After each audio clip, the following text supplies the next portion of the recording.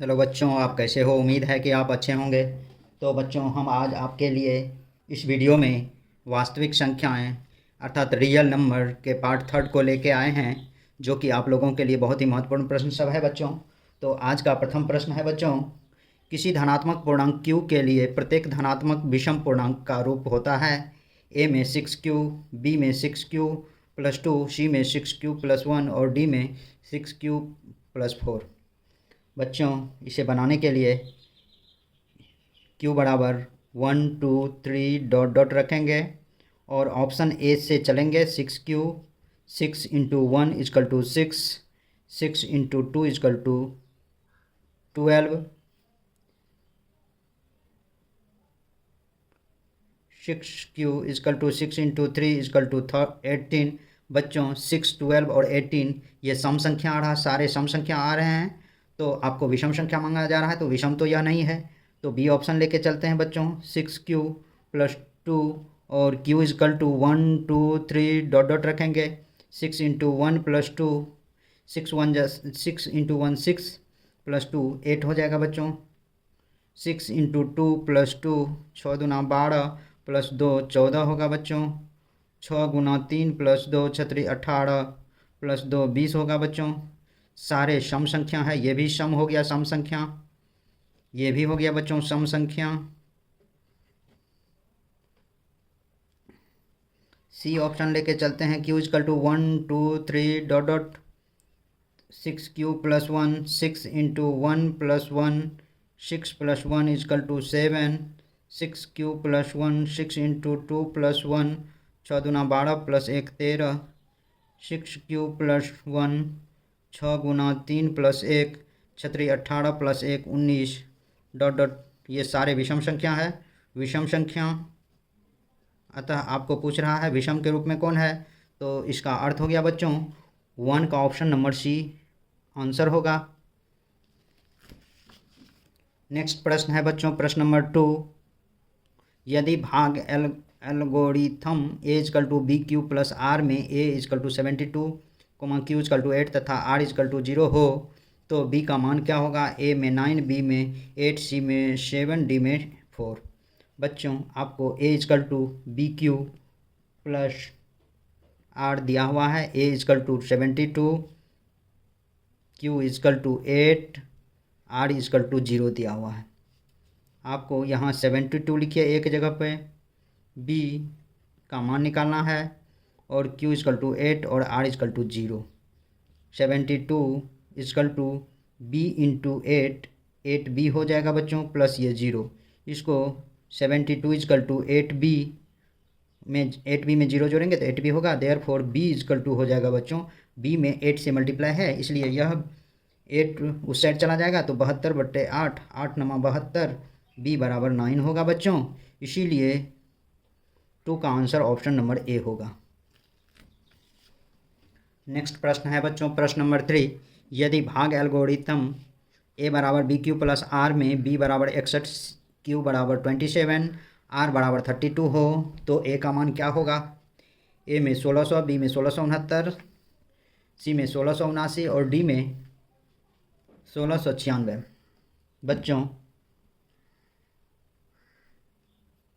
A equal to B Q plus R दिया हुआ है, बी बराबर 61, Q equal to 27, R equal to 32 दिया हुआ है।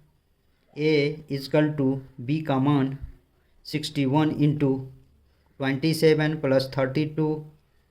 तो अब पहले बच्चों आप 61 इंटू 27 कीजिए, 7 का 7, 7 छक 42, 2 का 2, 6 दूना 12, 7 4 6 1। ए इजकल टू हो जाएगा बच्चों 1647 प्लस 32, तो ए इजकल टू हो जाएगा 1679 होगा बच्चों। इसीलिए 3 का सी हो जाएगा आंसर, ऑप्शन नंबर सी 3 का हो जाएगा बच्चों। चौथा प्रश्न है बच्चों, दो संख्याओं ए और 18 का लॉस 36 तथा 902 है, तो ए का मान क्या होगा? ए में 1, बी में 2, सी में 3, डी में 4। बच्चों इसे बनाने के लिए लिखेंगे पहली संख्या गुना दूसरी संख्या बराबर लॉस गुना मॉस। तो पहली संख्या कह रहा है बच्चों दो संख्या यानी कि ए हो गया पहली संख्या, ए इंटू 18 बराबर 936 गुना 902। चूँकि ए का गुणनफल में 18 है इसलिए ए इक्वल टू हो जाएगा बच्चों 36 गुना 2/18, 18 दूना 36, ए इक्वल टू 4 अर्थात 4 का आंसर हो जाएगा बच्चों option number D. Next 5 number प्रश्न है बच्चों, सबसे छोटी अभाज्य और सबसे छोटी भाज्य संख्या का गुणनफल क्या होगा बच्चों। बच्चों आप जानते हैं कि अभाज्य संख्या होता है, अभाज्य संख्या वैसी संख्या जिसका केवल 2 गुणनखंड हो उसे अभाज्य संख्या कहते हैं।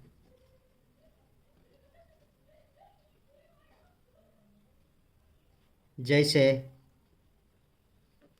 2, 3, 5, 7, 11 डॉट डॉट। सबसे छोटी अभाज्य संख्या 2 हो गया बच्चों इसमें, क्योंकि 2 से स्टार्ट है बच्चों। भाज्य संख्या होता है वैसी संख्या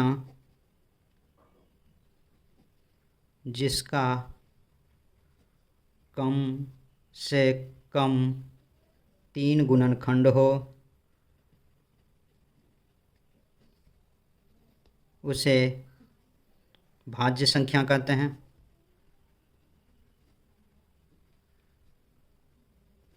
तो जैसे बच्चों इसमें जैसे 4, 6, 8, 9, 10 डॉट डॉट।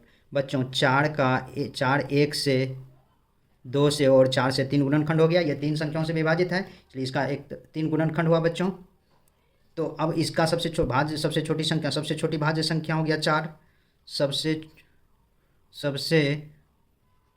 छोटी अभाज्य संख्या बराबर 2, सबसे छोटी भाज्य संख्या बराबर 4।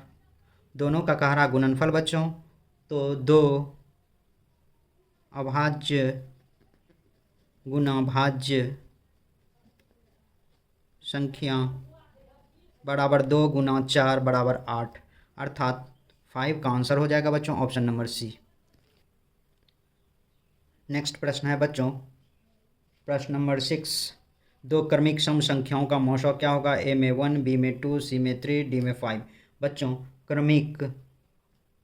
क्रमिक सम संख्या बराबर 2, 4, 6, 8, 10, 12 डॉट डॉट। 2 क्रमिक सम संख्या बराबर 2, 4 या 6, 8 लिख सकते हैं बच्चों। अब इसका मौशा निकाल के देखेंगे बच्चों। 2 से 4 में तो 2 दूना 4 ये कट गया, मौशा यहाँ आ जाएगा बच्चों 2। दूसरा क्रमिक संख्या का या निकाल के देखते हैं 6, 8, 6 1 जा 6, 2, 6 3, 2 3 जा 6 कट गया, मौशा इक्वल टू 2। बच्चों कोई भी लगातार सम संख्याओं का यदि हम मौशा निकालते हैं तो महत्तम समावर्तक निकालते हैं या मौशा निकालते हैं तो उसका मौशा हमेशा 2 ही आता है, इसलिए इसका आंसर क्रमिक सम संख्याओं का मौशा हमेशा 2 ही होगा बच्चों। ये सब प्रश्न बच्चों बनाने की आवश्यकता नहीं पड़ेगा, आप लोग बिना बनाए भी इस प्रश्न को यदि ध्यान में आप रखेंगे कि दो क्रमिक सम संख्याओं का मौशा क्या होगा तो यह हो जाएगा आपको 2। यदि पूछ देगा 2 क्रमिक विषम संख्याओं का मौशा तो इसका हमेशा 1 होगा बच्चों मौशा। प्रश्न नंबर 7 दिया हुआ बच्चों, यदि p और q 2 अभाज्य संख्या है तो √p q क्या है। a एक अपरिमेय संख्या, b एक परिमेय संख्या, c a और b दोनों और d कोई नहीं। बच्चों सर्वप्रथम देखते हैं P और Q अभाज्य संख्या, अर्थात केवल दो अभाज्य संख्या 2, 3 या 3, 5 या 7, 11। अब इसमें रूट अंडर पी क्यू करेंगे तो आप 2 × 3 करेंगे 6 होगा बच्चों। इस 6 का पूरा पूरा रूट नहीं निकलेगा, अर्थात यह अपरिमेय है।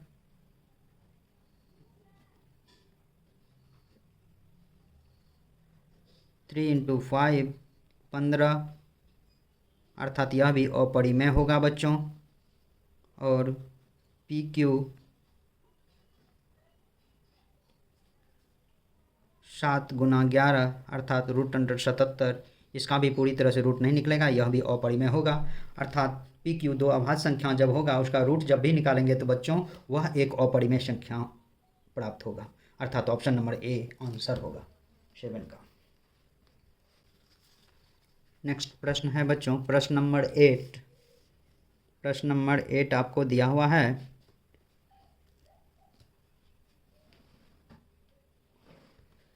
625 के अभाज्य गुणनखंड में 5 का अधिकतम घातांक क्या है? ए में 3, बी में 4, सी में 5, डी में 6।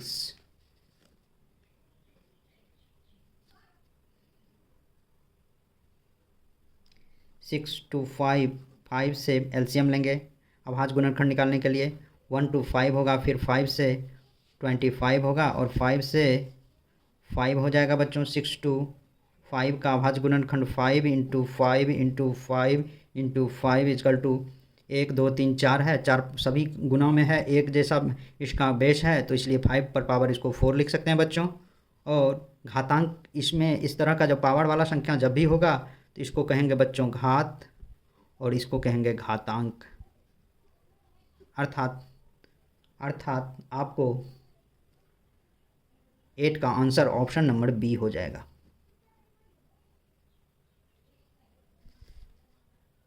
नेक्स्ट प्रश्न है बच्चों प्रश्न नंबर 9। 23,750 में 5 का अधिकतम घात क्या होगा? ए में 1, बी में 2, सी में 3, डी में 4। बच्चों सर्वप्रथम 23,750 का एलसीएम निकाली गुणनखंड विधि से। 2 1 1 8 7 5 5 से निकालिए बच्चों। 5 दूना 10, 5 तिया 15, 5 सत्ते 35, 25 25, 5 दूना 10, 5 तिया 15, 3 5 सत्ते 35, 25 25। 5 से फिर डिवाइड कीजिए बच्चों, भाग लगाइए। 5 चौके 20, 5 सत्ते 35, 25 25। फिर 5 से लगेगा, 5 नमा 45, 25 25। फिर 5 से लगेगा 19 पंचे 95। तो बच्चों इसका गुणनखंड हो जाएगा आपको 2 × 5 × 5 × 5 1 2 3 4 × 5 × 19, अर्थात 2 × 5 पर पावर 4 × 9। बच्चों पूछा जा रहा है कि 5 का अधिकतम घात, तो 5 का घात 5 पर पावर 4 है तो 5 का घात हो जाएगा आपको, 5 का अधिकतम घात हो जाएगा बच्चों 4, ऑप्शन नंबर डी। तो बच्चों आज का अंतिम प्रश्न है प्रश्न नंबर 10। बहुत ही आसान प्रश्न है बच्चों और यह प्रश्न आपको 9 से मिलता जुलता प्रश्न है बच्चों। दिया हुआ 156 के अभाज्य गुणनखंड में 2 के महत्तम घात क्या होंगे, या इसे भी आप कह सकते हैं घातांक भी लिख सकते हैं। घात घातांक बच्चों एक ही होता है।